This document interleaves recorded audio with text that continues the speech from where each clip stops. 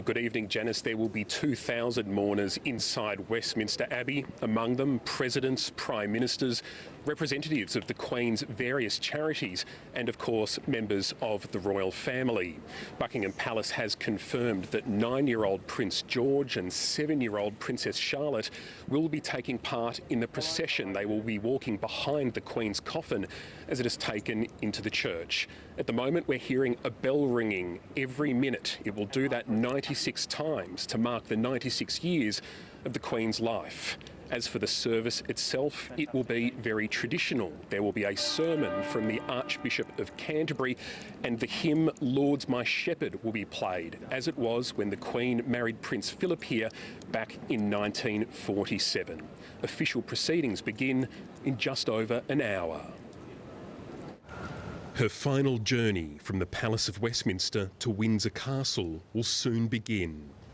But before the period of lying in state came to an end, the American president, the 13th to have met the monarch during her 70-year reign, paid his respects. Joe Biden signing a condolence book and sharing his memories of the monarch. And I think what she gave is a sense of, maybe above all, the notion of service. We all owe something. There's something within our capacity to do that can make things, not just the world better, but your neighborhood better, your household better. And it was an honor to meet her. An honor to meet her. He would soon meet the new king, Charles hosting presidents and prime ministers from dozens of countries at Buckingham Palace, one of the biggest gatherings of heads of state in recent memory. Few global figures could draw a guest list like this to their funeral. It will not just be world leaders and royals inside the Abbey. 10 so-called everyday Australians have been invited, although remarkable Australians might be a better term. It's a once-in-a-lifetime experience. I said to my husband, I've decided to go. And he said, you only want to go and see the corgis. Senior Australian of the Year Val Dempsey says she had considered the Queen to be a personal role model. I don't know if you're allowed to be proud, but I'm very grateful and extremely humbled. But as I've said to most of the people that I've had an opportunity to talk to back in Australia, watch this. They're in my heart because I've been asked to take them all with me. Much of London is now in lockdown, with 10,000 police officers on the streets. The most dedicated royalists secured their spots days ago. I'm only 5'3". I didn't want to be 10 deep in the crowd. I wanted to be able to see, so here we are, committed to it. In an effort to avoid overcrowding, authorities have for days been gently suggesting people watch proceedings from home. And yet thousands of people continue to pour into central London. They won't make it to Buckingham Palace now or even the Mall. Instead, they're being directed here to Green Park, which has become a sea of flowers. There is an overwhelming sense of wanting to be here, to absorb the sights and the emotions, to be a small part of an historic event. It's the only Queen we're going to have in our generation and generations to come.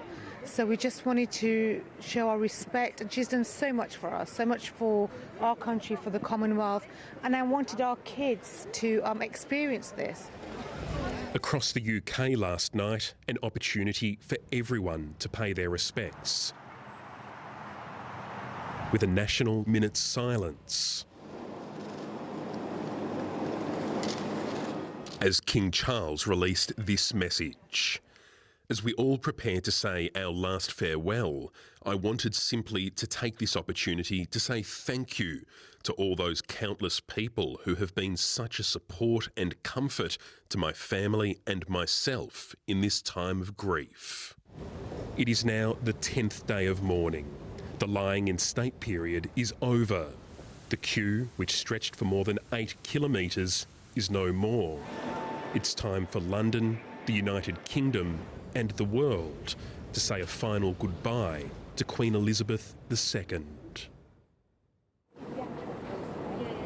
And in the last few seconds, we've just seen a number of buses pull up in front of the Abbey behind me. On board are various dignitaries. The method of transport was a little bit controversial. Normally, heads of state don't arrive to these things on a bus, but it was simply the only practical way of getting so many VIPs into one location. Australian Prime Minister Anthony Albanese, of course, among those making his way inside the Abbey at the moment. Here, it's actually quite quiet. Members of the public are not allowed outside the Abbey itself, but elsewhere in central London, it is a noisy, almost festive atmosphere in many ways. The Mall is packed, so too Parliament Square, and police estimate that 1 million people will be in central London by the time the funeral actually begins. Janice, remarkably, this is the first time a British monarch's funeral service has been conducted at Westminster Abbey since the 18th century. It's understood that the Queen requested it take place here because it's such a large venue and it would allow more members of the public a chance to say goodbye.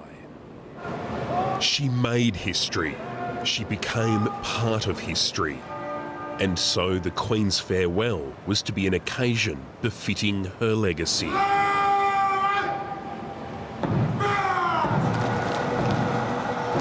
Her coffin on the state gun carriage, drawn by 142 members of the Royal Navy.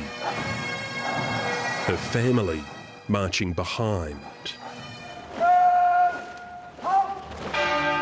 The procession soon arrived at Westminster Abbey, the site of the Queen's wedding and her coronation.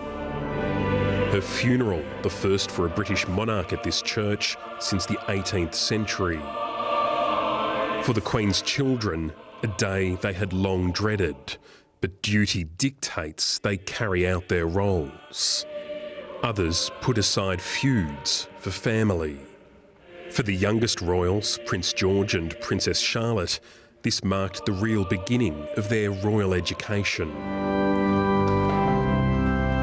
On top of the coffin, a wreath of rosemary, English oak and myrtle, the latter cut from a plant grown from the Queen's wedding bouquet.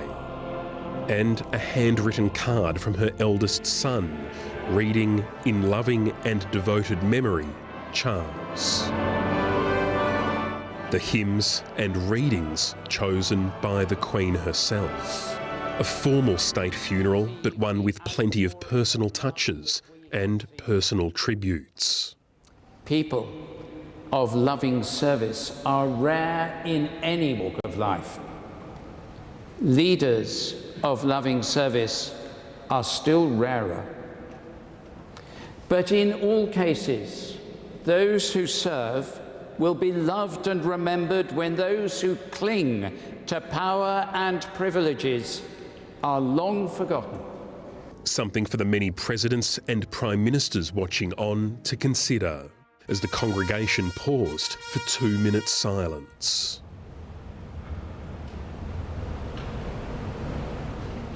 Then an anthem which will take some getting used to.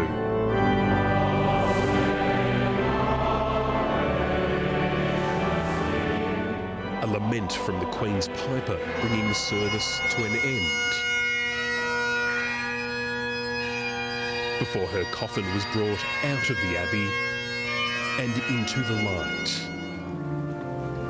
The imperial state crown sparkling in the sunshine. And so began a funeral procession, the likes of which Britain may never see again.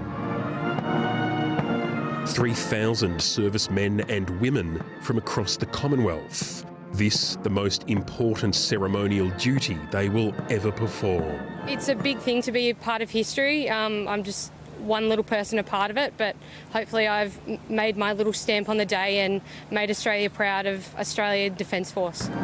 The very definition of military precision. Past the cenotaph. And eventually onto the Mall. The magnificent approach to Buckingham Palace. The procession passing the balcony on which the monarch stood for so many great occasions of state. Just 3 months ago, hundreds of thousands of people packed this famous thoroughfare to celebrate the Queen's Platinum Jubilee. Now, so many have returned, wanting to mark the monarch's life of service one last time. Plenty held their mobile phones, but this was ultimately about a shared experience.